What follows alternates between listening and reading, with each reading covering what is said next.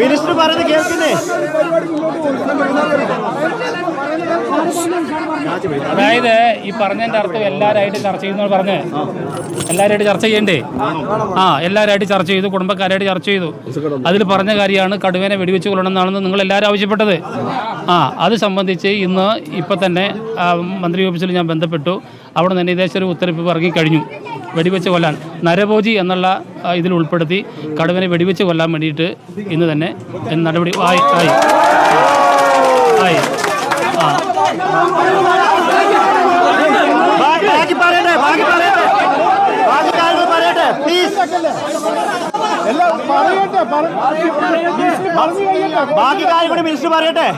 അല്ല ഞാൻ പറഞ്ഞു വെച്ചാല് ഇങ്ങനെ ബഹളം ഉണ്ടാക്കിക്കൊണ്ട് വൈകുന്നേരം വരെ ഇരിക്കണോ?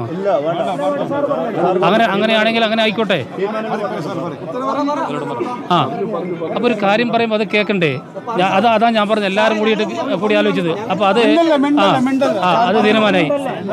രണ്ടാമത്തെ കാര്യം എന്ന് വെച്ചാൽ രണ്ടാമത്തെ ജനങ്ങൾ പറഞ്ഞത് വെച്ചാൽ ഇപ്പൊ ഇങ്ങനെ സംഭവിച്ചു, നാളെ ആൾക്കാർ പണിക്കൊക്കെ ഇറങ്ങണം അല്ലേ? അപ്പോൾ അവർക്ക് പ്രൊട്ടക്ഷൻ വേണ്ടേ? പ്രൊട്ടക്ഷൻ വേണം. അതിന് വേണ്ടിയിട്ട് നമ്മുടെ കാവൽക്കാർ RRT ടീമിനെ കാവൽക്കാരെ ഇന്ന് തന്നെ നമ്മൾ ഇത് എടുത്തു കഴിഞ്ഞാൽ നമ്മൾ അവരെ തന്നെ വിന്യസിക്കും. RRT ടീമിനെ അങ്ങോട്ട് ഇറക്കും ആ പരിസരത്തേക്ക്.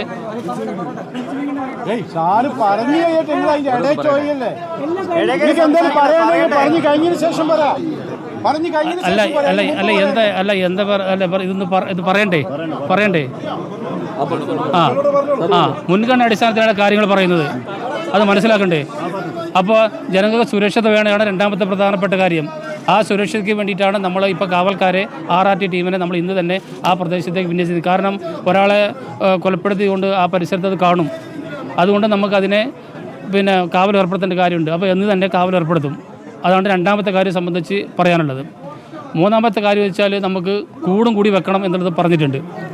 അതിനോടൊപ്പം കൂടും കൂടി നമുക്ക് ഇന്ന് തന്നെ കൂട് വെക്കാനുള്ള ഏർപ്പാട് നമ്മൾ പൊതുവായിട്ട് നമ്മൾ തീരുമാനം എടുത്തിട്ടുണ്ട്. പിന്നെയുള്ളത് ഫെൻസിങ്ങിൻ്റെ കാര്യമാണ്. ഫെൻസിങ്ങിന് ഫെൻസിങ് എന്ന് പറഞ്ഞാൽ ഫെൻസിങ്ങിന് ഞാൻ തന്നെ ഫണ്ട് വെച്ചതാണ്. MLA ഫണ്ട് തന്നെ ഞാൻ തന്നെ വെച്ചിട്ടുണ്ട്. 2-3 വട്ടം നമ്മൾ അത് ടെൻഡർ പോകാത്തത് കൊണ്ടാണ് ഡിലേ ആവുന്നത്. ഞാൻ പറയട്ടെ, ഇനി നിങ്ങൾ പറയണ്ട, ഞാൻ പറയട്ടെ.